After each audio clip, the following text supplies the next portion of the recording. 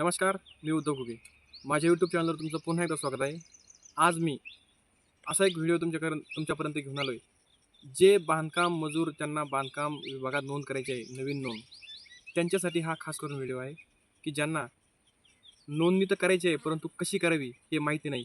तुम्ही तुमच्या लॅपटॉपवरूनही करू शकता किंवा तुमच्या मोबाईलवरूनही तुम्ही करू शकता. ती नोंदणी कशी करायची, चला मी तुम्हाला दाखवतो. सर्वप्रथम गुगल क्रोम ओपन करा आणि त्यानंतर MBOWCC ही साईट ओपन करा. त्याच्यावर जी पहिली असेल Maharashtra building and other construction worker त्याच्यावर क्लिक करा. त्यानंतर तुमची नोंदणी नवीन कामगाराची नोंदणी करायची असेल तर कन्स्ट्रक्शन वर्कर रजिस्ट्रेशन याच्यावर क्लिक करा. त्यानंतर त्याचा आधार नंबर टाकून घ्या.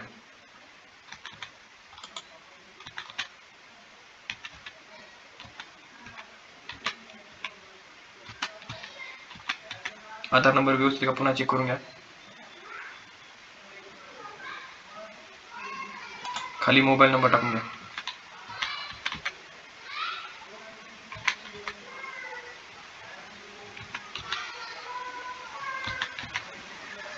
प्रोसेड टू फॉर्म याच्यावर क्लिक करा. तुमचा फॉर्म ओपन होईल. त्यानंतर ही जी माहिती आहे आधारनुसार स्पेलिंग वगैरे सगळं व्यवस्थित भरा.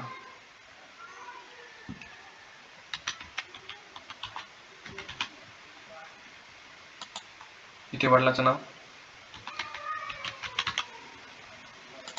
इथे आडनाव. लक्षात ठेवा फक्त ज्यावेळेस तुम्ही फॉर्म भरता आधारनुसारच तुमचं नाव, त्या कॅन्डिडेटचं वडिलाचं नाव आणि आडनाव हे क्लिअर करून घ्या. इथं जेंडर भरा. आधार नंबर इथं आपोआपच येईल.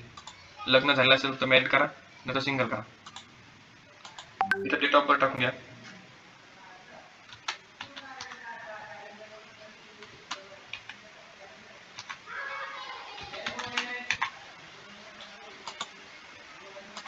कॅटेगरी टाकून घ्या.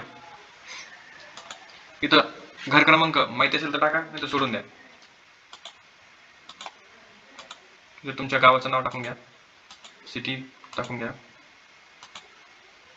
जवळची जागा जिथे तुम्ही राहता, जर जवळ काही एखादी महत्वाची जागा असेल मंदिर वगैरे तर ते टाकून घ्या.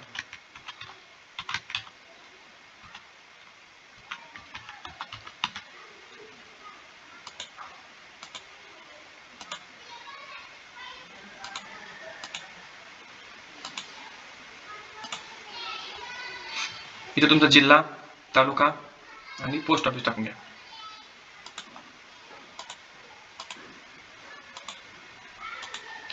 तुमची फॅमिलीमध्ये आई वडिलाची माहिती टाकून घ्या.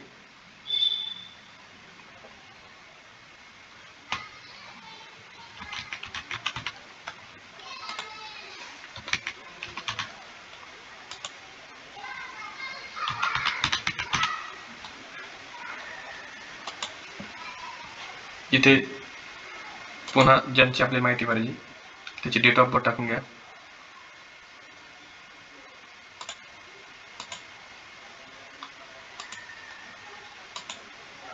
इथे वय आपोआप त्याचं फिलअप होईल.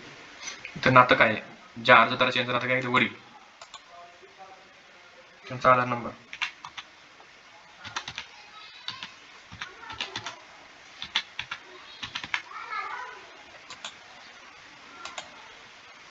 इथे अर्जदाराचं शिक्षण, इथे वडिलाचं शिक्षण जे काय झालं असेल ते. त्यानंतर इथे अर्जदार सिंगल असल्यामुळे त्याच्या आईची माहिती.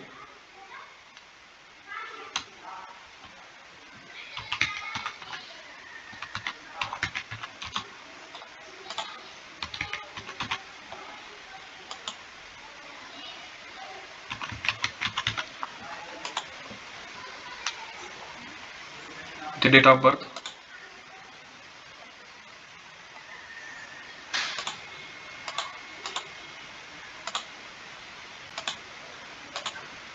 इथे आधार नंबर टाकून घ्या व्यवस्थित.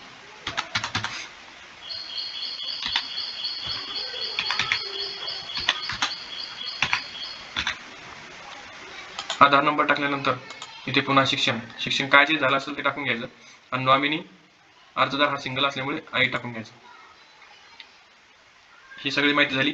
आणि त्यानंतर तुम्ही कोणत्या प्रकारचं काम करता ते इथे टाकून घ्यायचं. तुम्हाला 90 दिवसाचं प्रमाणपत्र कोणी दिलं त्याचा इथं उल्लेख करायचा. कॉन्ट्रॅक्टर आहे का ग्रामसेवक आहे, तर आपल्याला ग्रामसेवक इथे टाकून घ्यायचं. इथं ज्या तारखेला दिलं ती तारीख टाकून घ्यायची. जाऊ दिनांक आपल्याला हे 15 जानेवारी म्हटलं, त्यामुळे 15 तारीख टाकून घ्यायची. जबाब क्रमांक 380. तुमच्या ग्रामपंचायतीचं नाव टाकून घ्या.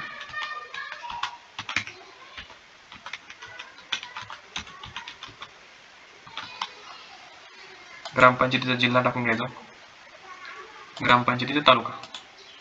त्यानंतर खाली यायचं. तुम्हाला कागदपत्र पडताळणीसाठी तालुका केंद्र निवडायचे. जर शिंदखेडराजा म्हणून मी शिंदखेडराजा निवडतो. तुमच्या आधार कार्डची PDF,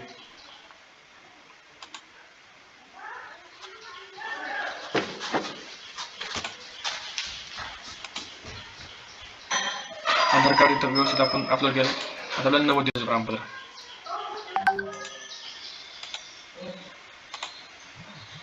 90 दिवसाचं प्रमाणपत्र अपलोड करून घ्यायचे व्यवस्थित. हे पण अपलोड झाले. आता आपल्याला कोणत्या तारखेला थंब देण्यासाठी जायचे ती तारीख निवडायची. आता इथं फेब्रुवारी महिन्यातली 23 तारीख आपल्याला इथं घेतली. आय ॲग्री सगळी माहिती एक तपासून घ्यायची व्यवस्थित, डॉक्युमेंट वगैरे सगळं क्लिअर झालं. शेवटची स्टेप आपली इथे हा फॉर्म पूर्णपणे भरला गेला होता. आता याला सेव्ह करायचं. सेव्ह केल्यानंतर सेंड OTP वर क्लिक करायचं. म्हणजे तो OTP आपल्याला त्याला आपण त्याच्या मोबाईलवर एक OTP येईल. कधी कधी OTP लवकर येत नाही तर एक डमी OTP टाकायचा आणि तो व्हॅलिड करायचा आणि पुन्हा रिसेंड करायचा.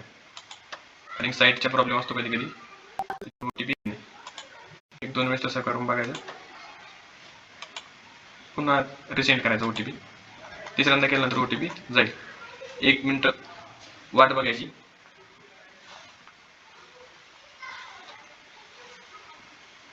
OTP याला टाकून घ्यायचा.